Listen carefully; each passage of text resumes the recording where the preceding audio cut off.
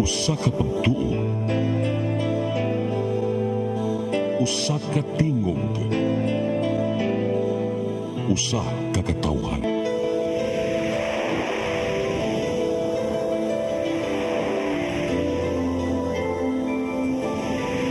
Cebu Catholic Television Network.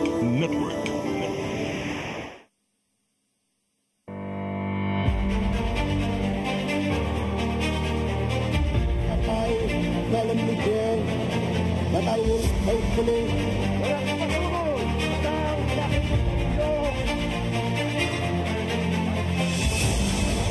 in a prosperous and free democracy can be built in the Philippines upon the rules of war, prestige of America, and the American way of life. Más hermosa lección de diplomacia.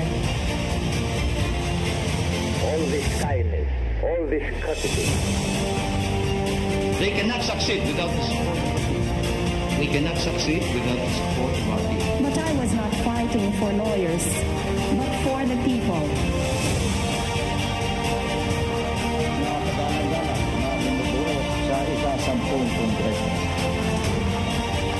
in times of financial and economic stress. I, Rodrigo Roa Duterte, fulfill my duties, President of the Philippines.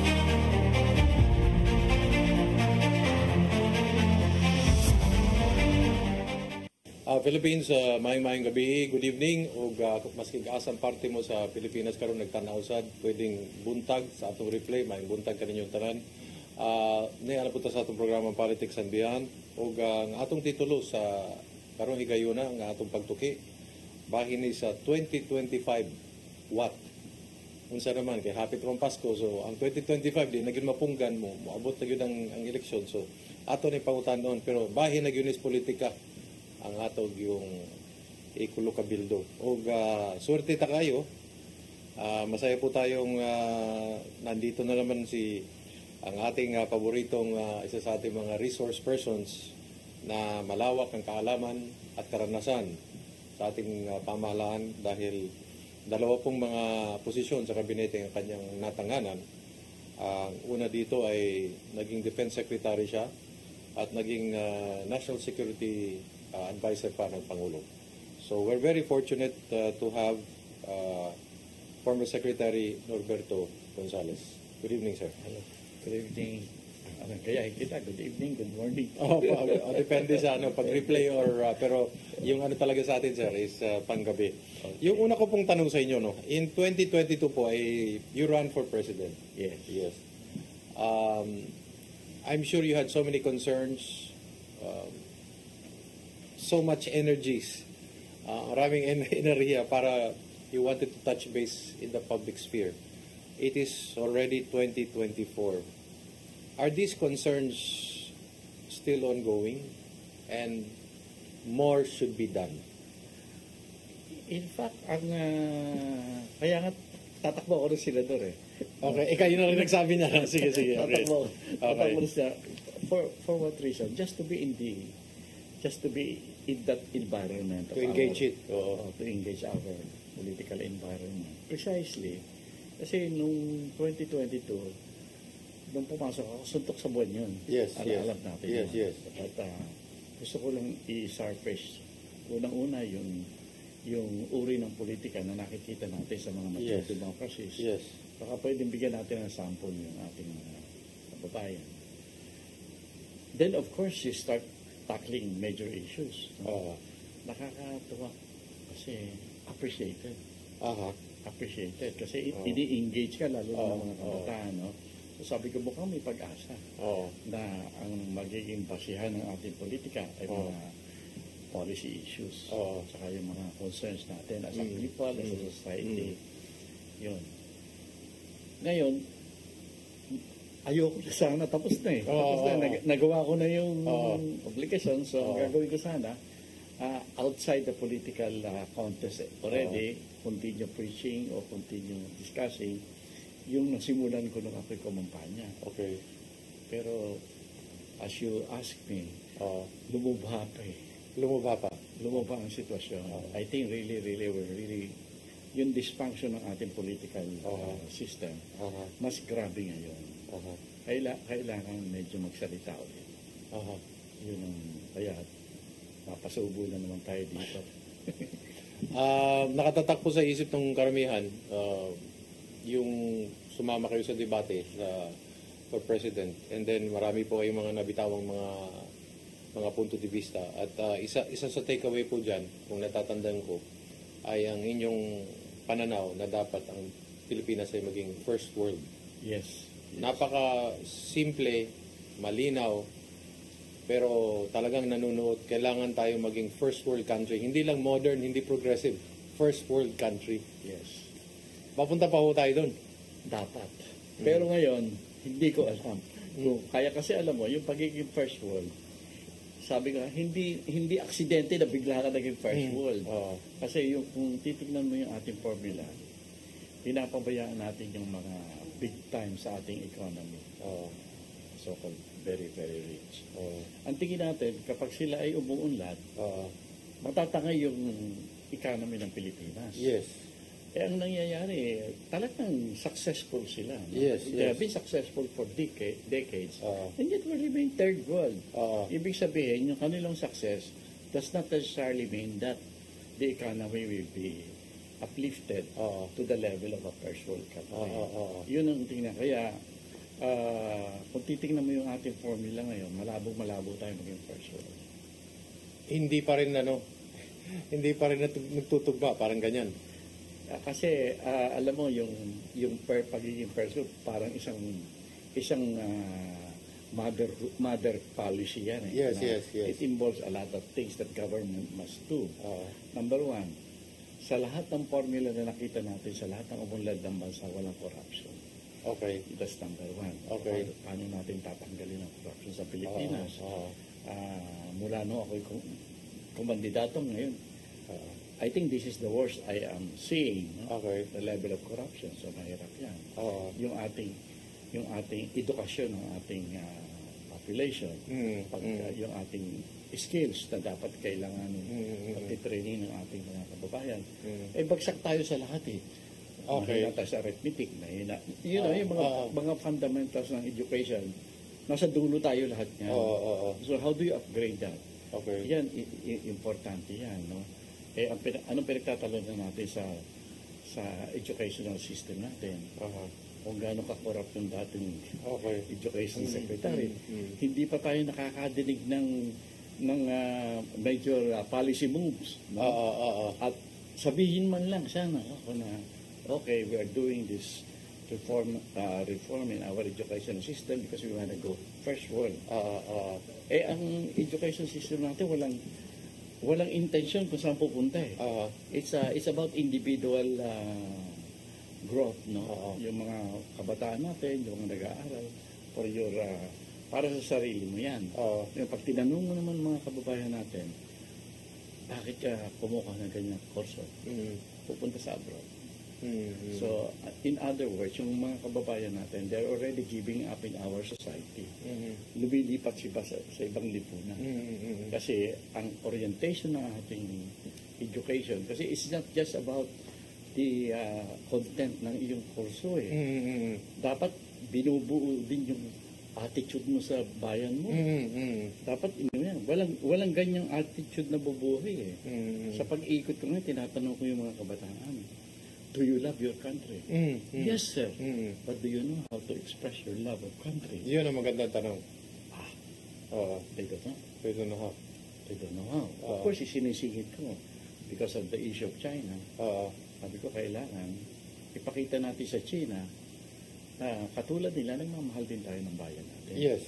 Kaya kung makikipag-usap tayo sa China in the future, fundamental yung ganun. Okay. Kasi kapag ka May tanong ako mamaya sa inyo tungkol sa West Philippines. Ang itatanong ko po sa inyo, nabanggit nyo yung first world, yung political system ba natin, yung party system natin, specifically party system, and is our politics therefore also first world? Or it's like other countries? Alam mo nagtatalo isip ko dyan. Kasi lahat ng successful countries in the world, parliamentary system. Okay. No. Okay. Tayo medyo nasa US tayo presidential system. ang tinatanong ko lang, but we are so used to this system. Oo, bakit hindi? Baka kailangan, kung titingnan natin, walang sira yung sistema natin eh. Oo. May mga defect, pero ang may defecto yung nabuong kultura eh. Okay. Na talagang pag pumasok ka sa politika, siguradong mayaman ka. Okay. Hindi ka lalabas dyan ng mahirap. Oo. May sira ulo mo kapag Ganun ang unang iniisip.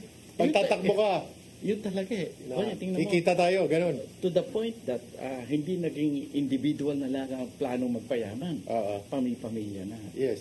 Pamilya na. So, you can see. So, yung pag-move sa parliamentary system, pag-aralan natin mabuti, baka, alam mo, it's not just systems eh.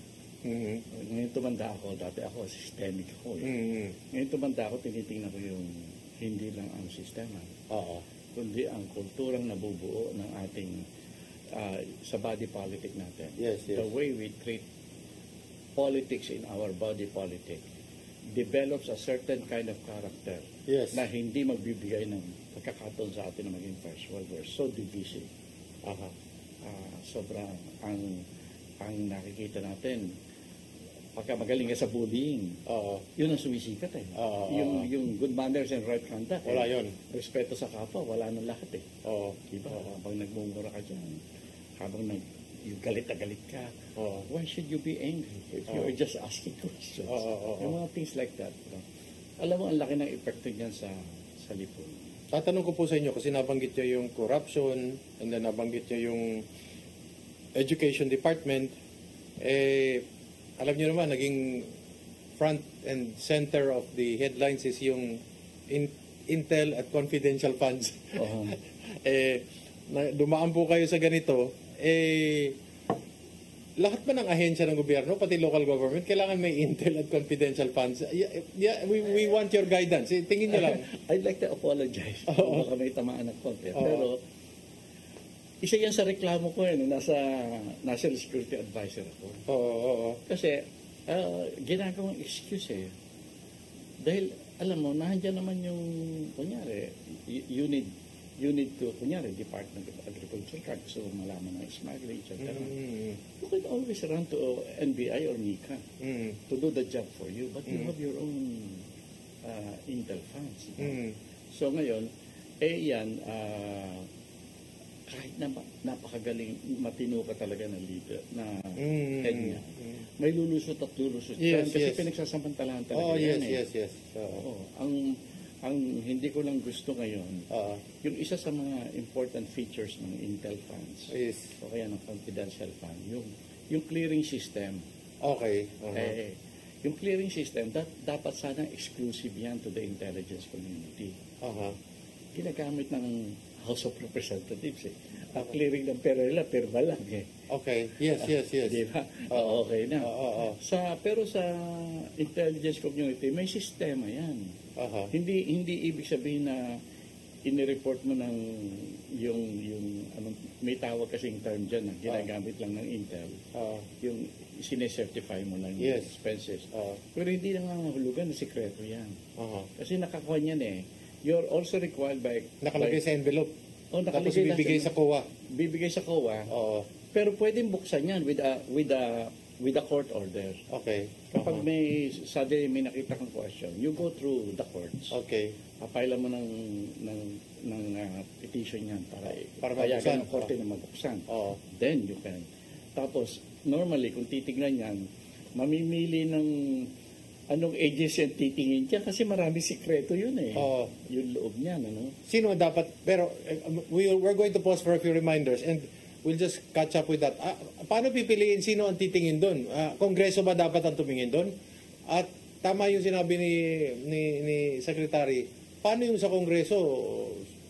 Who is watching the treasurer as the treasurer spends the money when we return?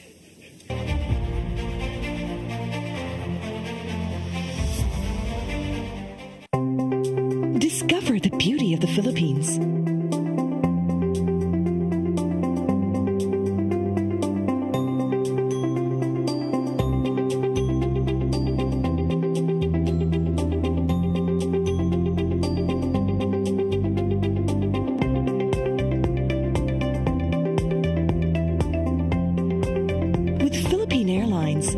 country's flag carrier.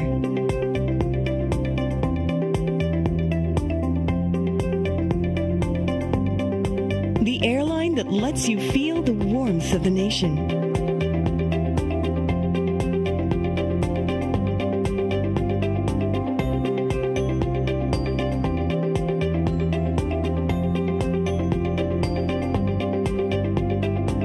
Mabuhay.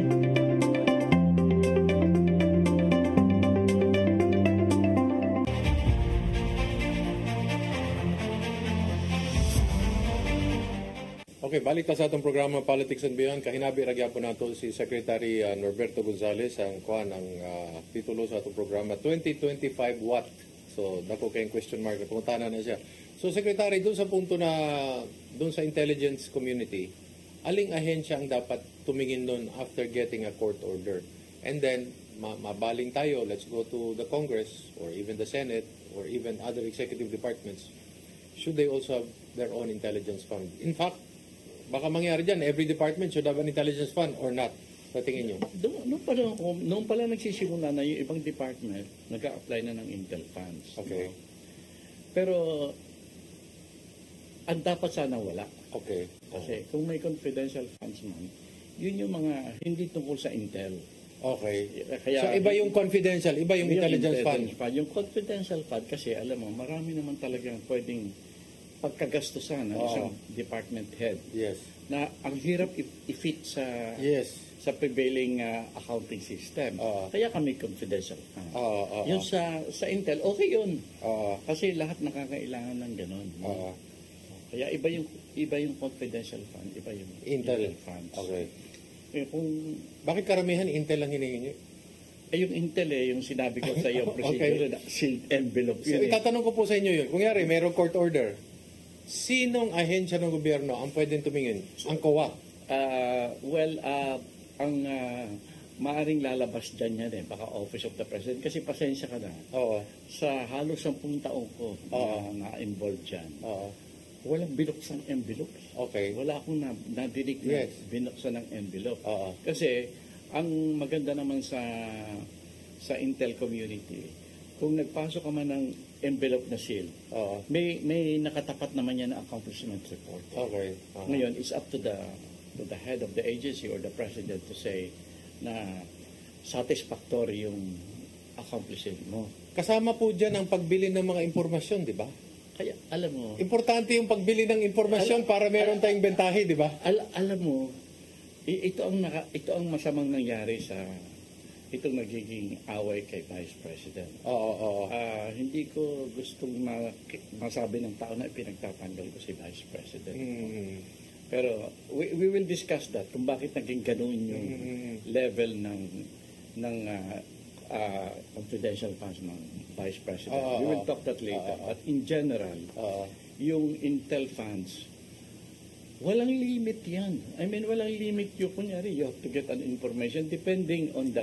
Magkano hinihingi ng tao? Depending on the kind of... Ano yung level niya? Sa espiya siya o ano? Kahit mga iba-iba yan. Depending on how important to our security is the information you are trying to acquire. Like Alice Go? Ay, kay Alice Go. Marami ako alam dyan. But, okay. Huwag natin... Ganyan sa tingin ko... parang palabas yun Okay. Anyway, yung tunay na Intel efforts, pagkuha ng informasyon. Bibilin mo? Talaga namimili ka dyan. Para alam mo, no? Hindi lang informasyon, conversion of certain. Para bumaliktad. Para bumaliktad. Ang dami niyan Okay. Ang dami niyan. At saka, ito lang masasabi ko, lahat ng Intel effort, approved. Bago ka kumilos dyan, dahil hihingi ka nga ng budget, approval yan ng superior mo. Should other departments that has nothing to do with national security, with the military, with the police, should they have an intelligence fund? Ako dyan, as much as possible, sana wala. Yung confidential fund, okay. Pwede yun? Okay. Kasi sometimes, when you are a department secretary, tingin mo, yung kunyari, pag-smuggle ng agricultural commodities dito, meron ng repercussion, talagang intentional na, sisirain ng ating agrikultura. Things like that. Gamitin niya yung confidential funds niya.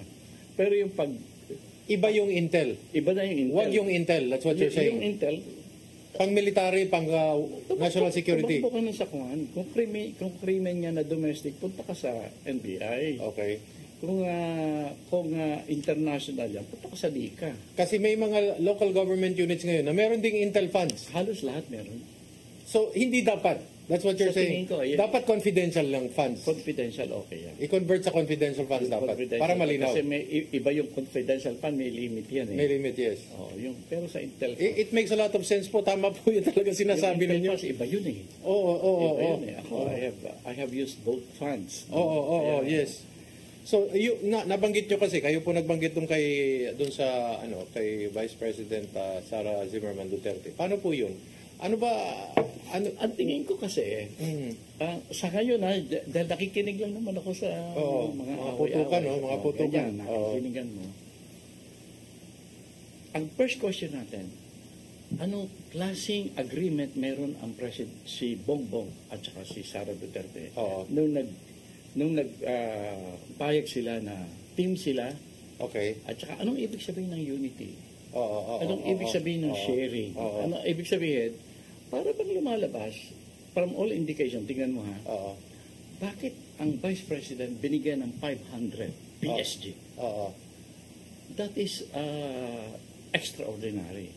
Extraordinary. You're saying pinayagan din ng ano yun? Hindi. Ang isipin, yung konsepto ng kanilang unite, parang ang lumalabas sa tingin ko, joint governance. Correct. Kung joint governance, number one, it's not allowed by our constitution or by law. But if that is their agreement, nagtataka, bakit inoffer ng Presidente? Bakit mo inoffer kay Vice President na gagawin mo siyang joint governance at hindi lang in terms of consulting each other, no? Or having common position in certain policies of government. That one is allowed. Pero ginawa mong parang presidente ang vice president. Tapos bigla mong tatanggalin. So, yung sinabi ninyong 500 plus na mga PSG, this is unique to them, ex parte of Leni Robredo. It reveals. Na gano'n sila ka, hindi lang. It reveals the kind of, sabi ko na, bola si vice president dito. Okay. Kasi inofferan siya ng certain presidential privileges na binitawan sa simula, binitawan ng presidente para kay vice. In the first place, alam mo, if you go legal, that is not allowed. Okay. But he did in the beginning, in the assumption that they're so popular, nobody will question. But to me, yan indikasyon na yung kanilang pinagkasunduan na joint governance, kailangan makita natin ang detalye nun. Kasi hindi ngayon natin masabi na mali ang vice. Ano po yun? May written sa pagkaalam niyo, was it a recent written agreement or oral lang ito? Hindi palagay ko oral yan eh. Kasi puro pangako yan eh. Parang mukha sa mukha, ganun. Oo, yung nabanggit lang ni Vice na bibigyan siya ng helicopter para makauwi ng Davao everyday. Pwede yun kung personal na pera ng presidente ibibigay sa kanya to be able to do that because may protocol ang paggamit ng lahat ng official vehicles ng armed forces.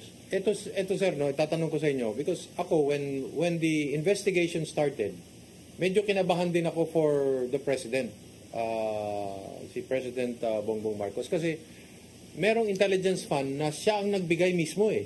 Kaya nga, yung mga ganyan. Ang kinabahan ko, baka pati si presidente maimbestigahan din ng Kongreso. Hindi, dapat. Diba? Kasi dapat. Alam mo, more than anybody. Ang beneficiary ang inimbestiga, hindi more than anybody, yung mga ginawa ng presidente in the initial months. Kasi parang kinukuha niya si Sara the Vice President. Binibigyan niya ng confidence.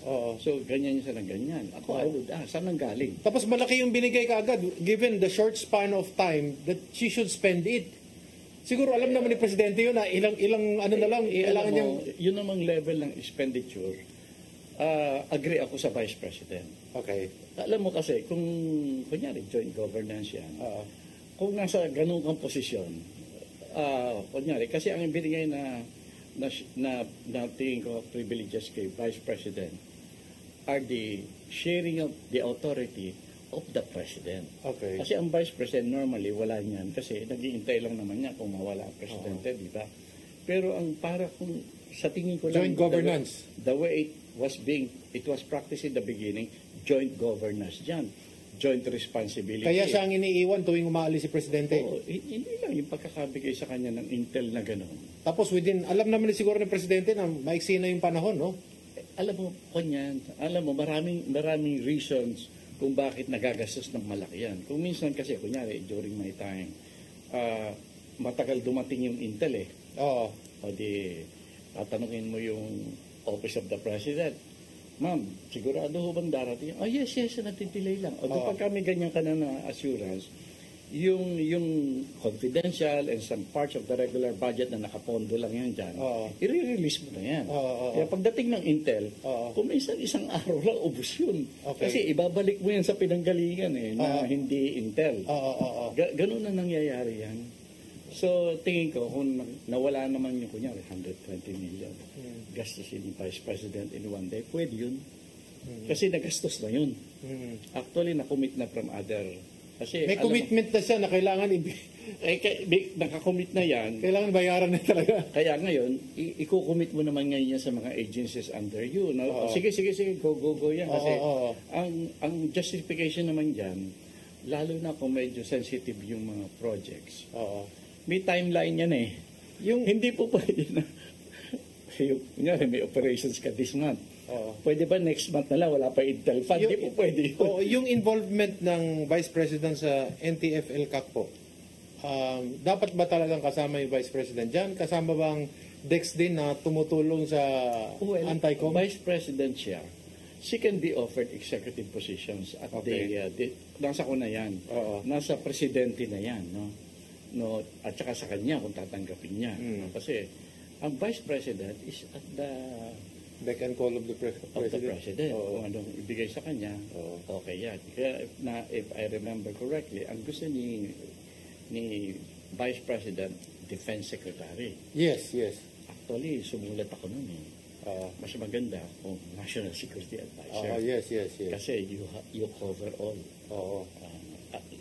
All of governance. All of governance. Pagka National Security Advisor, pwede ka makialam sa lahat ng departments, kahit na hindi defense, kasi lahat yan. May national security implication. Yan, so kaya nandun sana siya, masaya siya.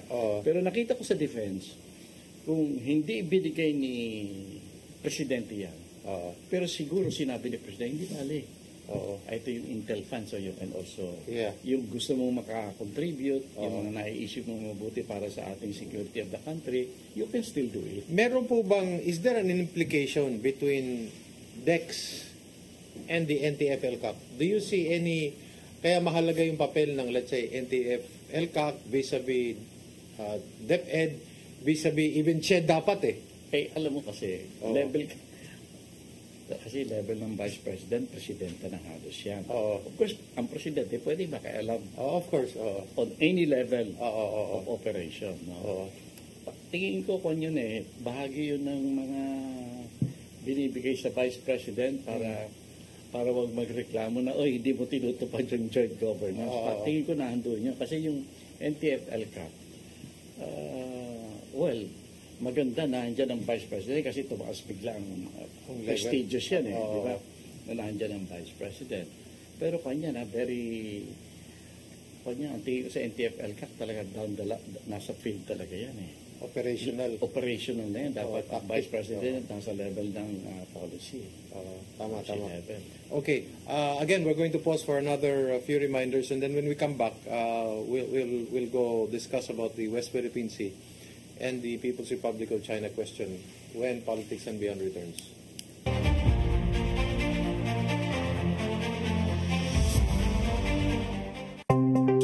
Discover the beauty of the Philippines.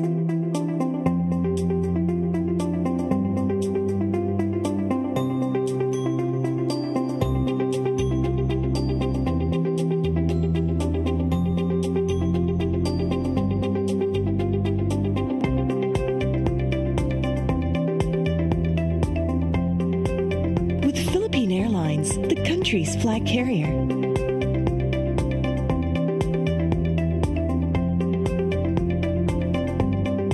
The airline that lets you feel the warmth of the nation.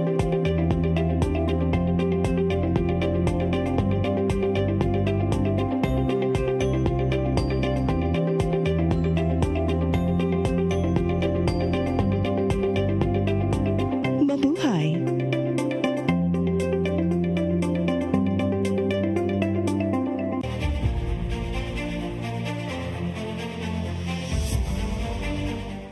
Okay, you're back with us with Politics and Beyond. We're still talking to former Defense Secretary and National Security Advisor Norberto Gonzales.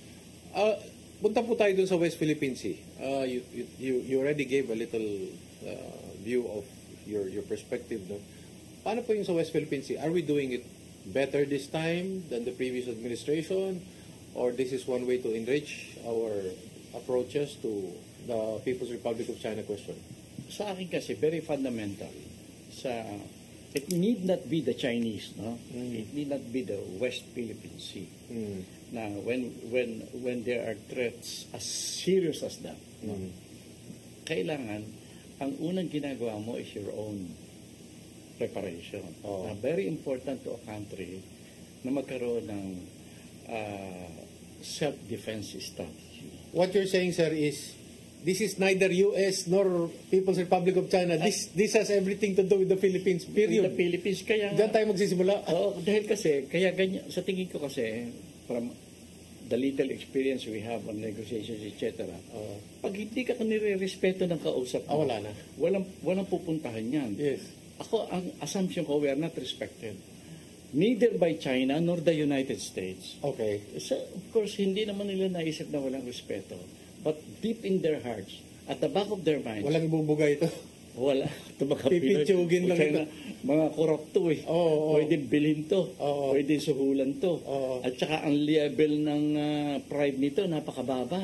Handang magpautos ito eh. Handang gawing, utos of the world. No? Yun. Kaya pagka ganyan ang tingin mo, kaya pag tinatanong ako, bakit ganyan lang ibinibigay na pera ng Amerika sa atin eh? Yung sinasabi nila eh. Ironclad, tayo ang talagang susuportahan.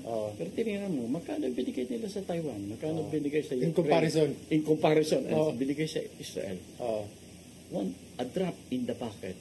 Bakit? Sabi ko, paano? Yun na nga yun. Yung appreciation sa atin. Aanin ng mga Pilipino yung perang ibibigay natin. Tanungin mo, aanin niyo yung pera? Actually, we don't answer eh. We should be asking for more. We should be but we should be saying that this is the kind of preparation we want to do. Number one, which is really, an expression of our concept of self-defense. Correct. Tama number yun. one. Tama yun. Kaya yun ang una eh. Tama yun. Number one, you just don't say, baka ako kailangan namin ng 2 barko. For what? What will you use it for? Ako, natatanda ko, humihingi ako ng F-16 noong araw, no? Ayaw akong bigyan. Bakit po? Bakit ako ang bigyan? Kasi sabi niya, sisirain nyo lang, hindi kayo marunong mag-maintain. Can you imagine those kind of comments? Meron nasagot talaga? Oo. So sabi ko, ito, reflection ito ng appreciation ng what kind of kung sinong kaharap natin. What kind of people are we? Kaya kung tatanungin mo ako, bakit ganito lang binibigay ng Amerika? Kasi they're guessing eh. They're guessing on the amount they will give us because they don't know how we will spend it and for what. And they don't know... Given the reputation of corruption. And then, alam din ba natin kung anong kailangan natin? Hindi natin sinasabi eh. Okay. Kasi oo lang tayo kasi alam mo tayo, ang nakikita ko dyan, kung ano lang ang ibigay, tama, ganda kasi lang. Ganda, Because we have no concept of the kind of defense strategy we will have in the country. For ourselves, no, in case. Kung pumunta ka sa Taiwan, alam ng Taiwan kung paano nila lalabanan yung China. You can see the preparations there. Yes. More important, they are showing the participation of their people. Tayo, alam mo, ang Armed Forces of the Philippines, siniraan ng todo ng komunista yan. Okay. Sinasabi na sa Armed Forces natin, mercenary army yan. We are reinforcing it in fact. Because when we make plans, when we express our defense attitudes, kami to, armed forces nakahiwalay sa taong bayan. Oo. Dapat yan naka-integrate. Okay. Look at the defense of Taiwan. It involves the entire people. Okay. Look at Israel. Uh-huh. It involves the entire people. Look at Ukraine. Uh-huh. It involves the entire people. Look at China.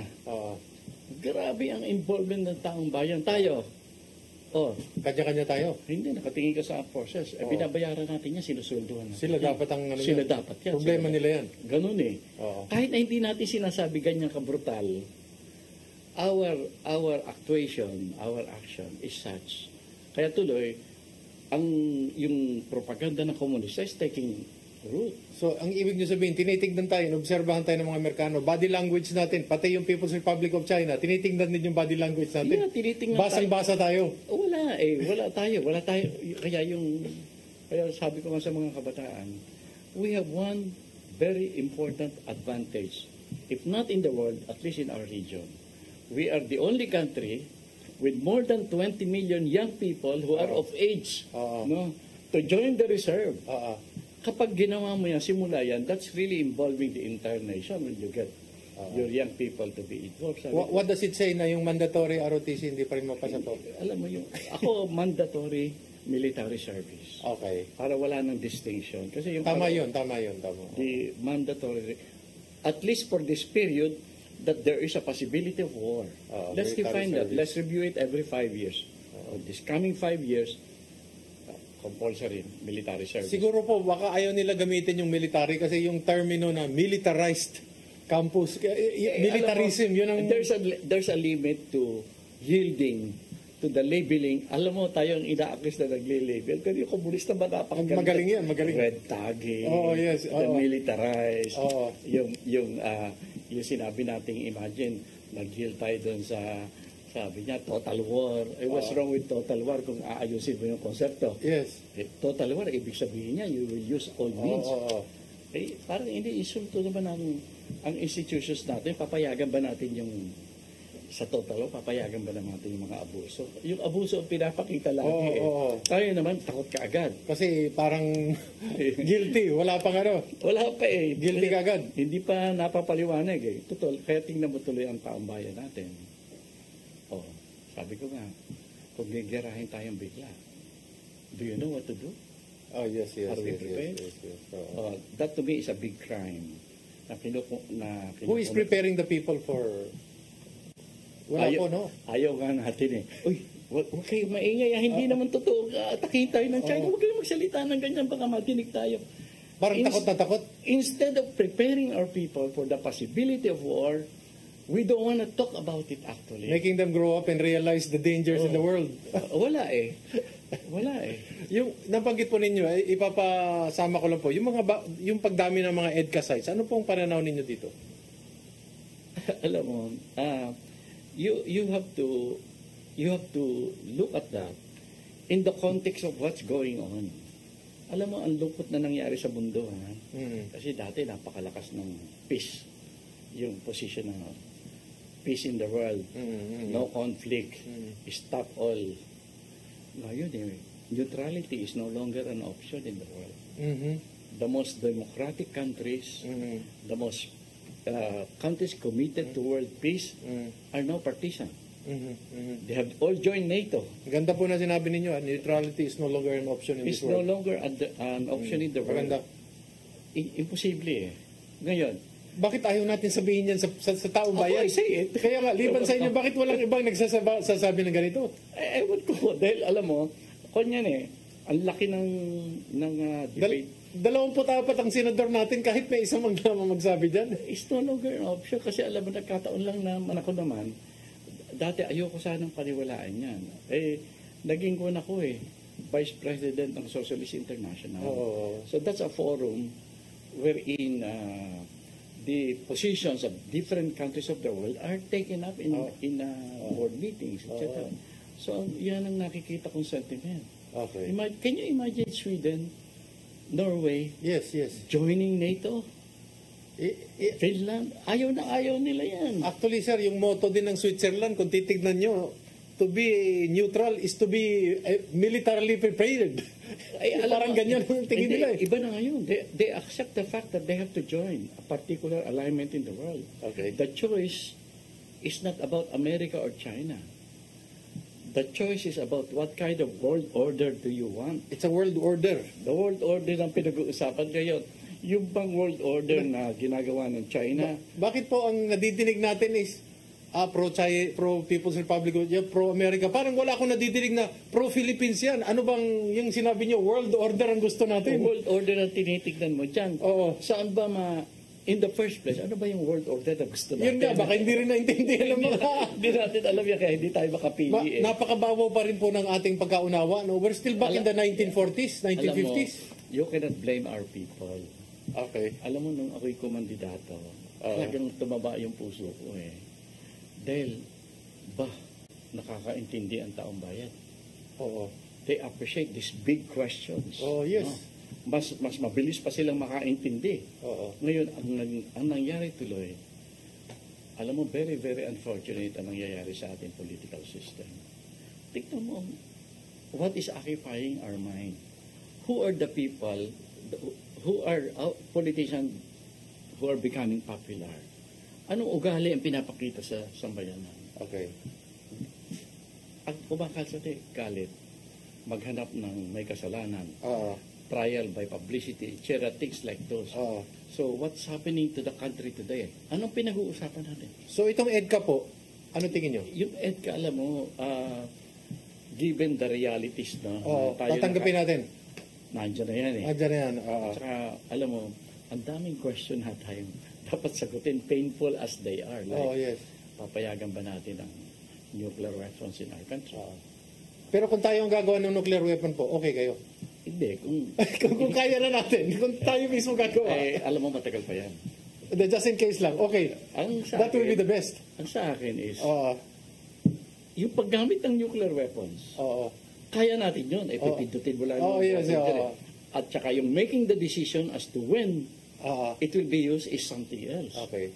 So, alam mo, things like that, for example, pero tayong EDCA sites, alam mo, hindi naman maiuwi ng Amerikano yung mga EDCA sites na yan. Sa atin pa rin yan. Sa atin pa rin yan eh. Oo. At saka, in fairness, sa mga Amerikano, pag sinabing hindi pwede, Hindi pwede. they listen eh. Oo, They listen. okay. Kunyari, biglang maglalanding ng mga foot soldiers dito. Pag sinabi na hindi, gusto namin 2,000 lang, hindi 10,000. Kayo na mismo nagsasabi niyan. Mabuti yung nadidinig ng publiko na pag sinabi ng Pilipino, hindi pwede yan. Talagang they respect it. Kasi alam mo, nakita ko during my time, Oo. Sumusunod sila. sumusunod sila. Tsaka hindi, they go by the rules. Okay. Kaya very careful tayo sa pagpirma ng mga rules. Okay. Kailangan kasi ang Amerikano, stickler yan for what has been agreed upon. Yes, yes. Medyo isi-circumvent ng konti. Oh, pero at least malinaw. Malinaw ito Oh, yan. okay, Kunyari, okay. Hindi pwedeng during the terrorism campaign, hindi pwedeng magpaputok ng any weapon ng Amerikano sa loob ng Pilipinas. Hindi pwede. So nakasulat yan. Oo, kaya pag may puputokan yan, sabi ng Amerikano, ito kailangan ito ba neutralized yan? Hindi pwede. Armed forces dapat yan. Kami ang gagalaw dyan. Kaming gagalaw, ang magdidesisyon, eventually magdidesisyon ng armed forces dyan. Tsaka yung mga equipment na gagamitin, Pilipino gagamit. Ganun yan. But we're on the right direction in terms of making our military stronger now as you see it, and then with all the logistical purchases. Isa lang ang iniisip ko dyan. Iniisip ko lang. Number one, let's make clear. Mahina ang Pilipinas. Wala tayong kompletong equipment. But we have warm bodies. That's our asset. Yes. Our warm bodies should be trained. Kailangan pumasok yan sa military service. Ang military service naman is not about winning wars only. Yes. Tingnan mo nangyayari, katakot-takot ang contingencies natin na nangyayari. Daming lalaking bagyo. Yes. Yung tinrain mo na young people, discipline is a very important component. Tama. When you react to certain contingencies, kapag walang disiplina, kalat yan. Tinitingnan mo nga, tingnan mo yung nangyayari ngayon. Baha sa Bicol. Sorry to say, you will see Lenny Robredo Swimming. Sabi ko, ipinapakita ni Leni Robredo na ang pagdiligtas sa bagyo, lubog ang baha. Okay. Ni wala man lang siyang Yes. Vest. Walang vest. Life vest. Wala siyang light vest. Walang yung kulay na sinusuot na dapat para makikita ka. Alam mo, ang ka-important personality ka. You can really mobilize people. Yes. You can mobilize the sentiment of the people for particular action. You have to have the correct equipment, actuation. Ito, bakit na kayo? Parang katulad dati ulit. Okay, dapat ito command. Kailangan nakikita mo, yan ang hinahanap ng taong bayan kapag may crisis. Okay. Those are important opportunities that we should show. Kaya kung may military training ang buong, yes, and I mean the whole citizenry, they will know how to act. Maganda po yung mga sinasabi ninyo. So, mapunta lang tayo doon. Yung ongoing po na mga congressional hearings, tapos itong Senate hearing on Pastor Apollo Sikibuloy. How do you see this? Do you see this as very substantive, very important to the national polity, or is this just a diversion? How do you see it? Well, alam mo, yung tinitignan ko lalo na yung Quadra. Wow, they're able to surface important information. Yes. Na ipipin down nila yung sa takot. Sa takot, But you see, I'll cite you in contempt. Ganun palagi. Cite you in contempt. Sabi ko nga, behaviorally, medyo may problema tayo dyan. Number two,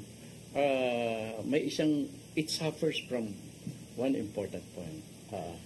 Kahit anong sabihin natin, kahit anong gagaling na yung pagka-question ng Quadcom, there is a doubt behind the mind of our people. Can we trust these guys?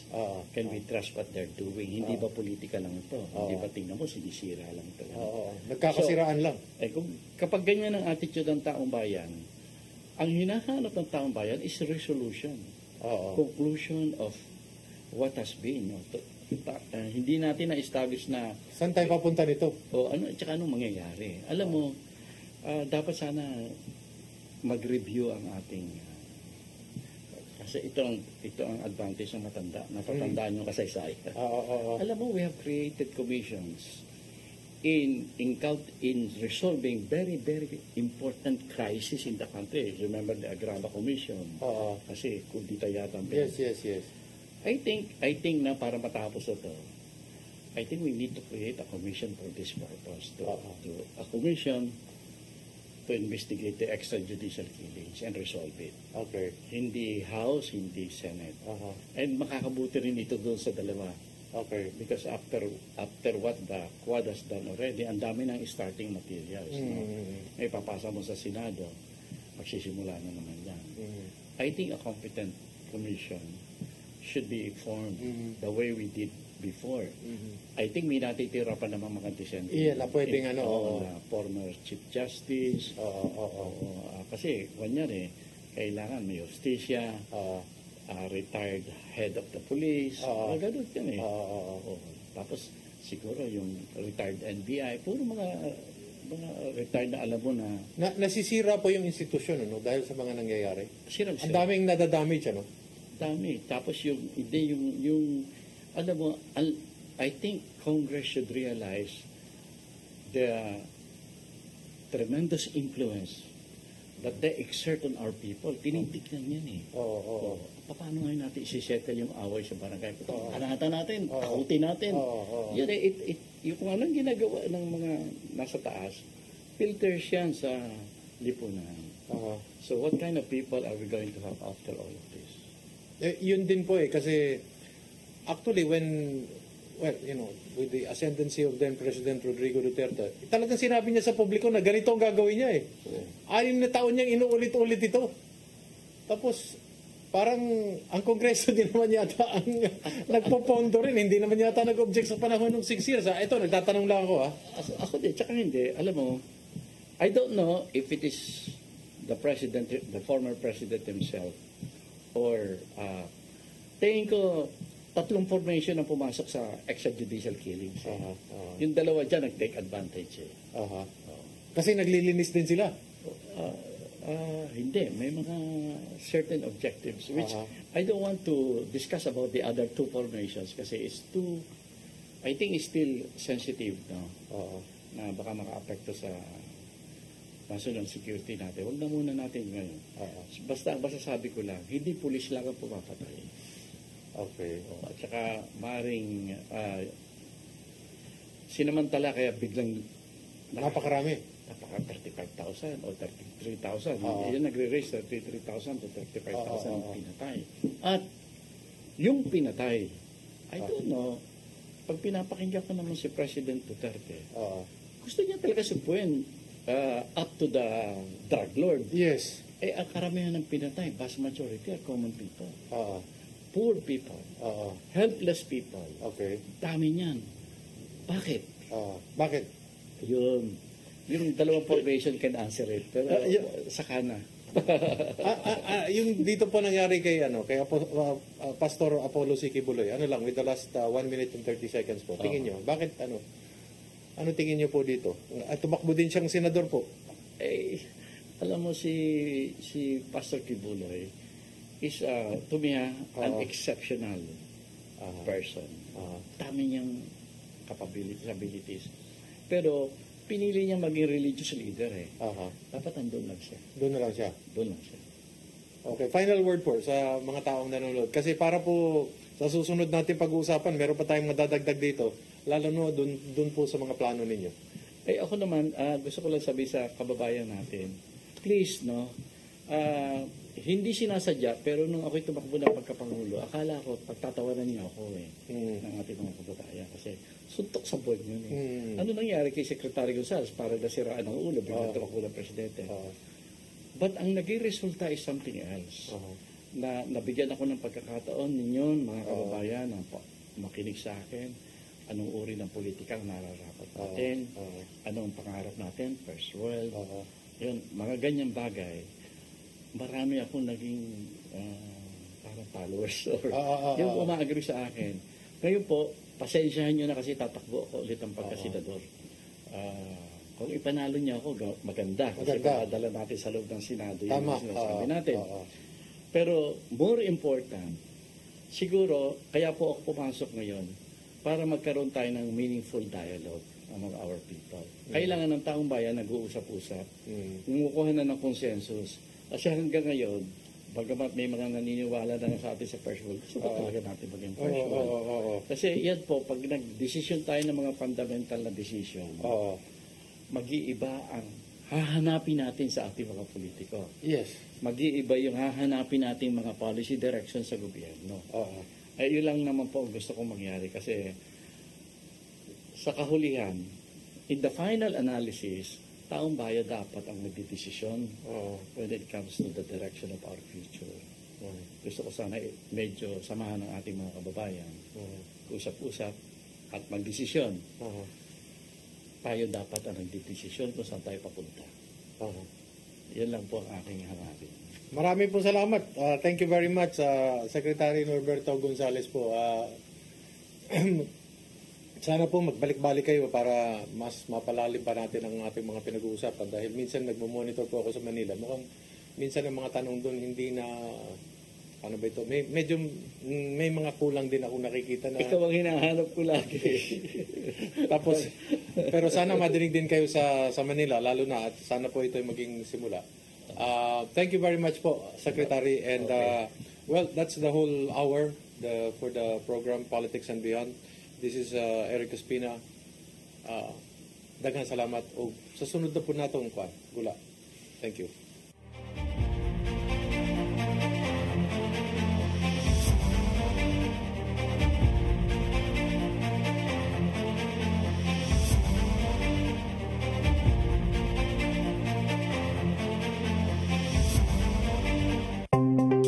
Discover the beauty of the Philippines.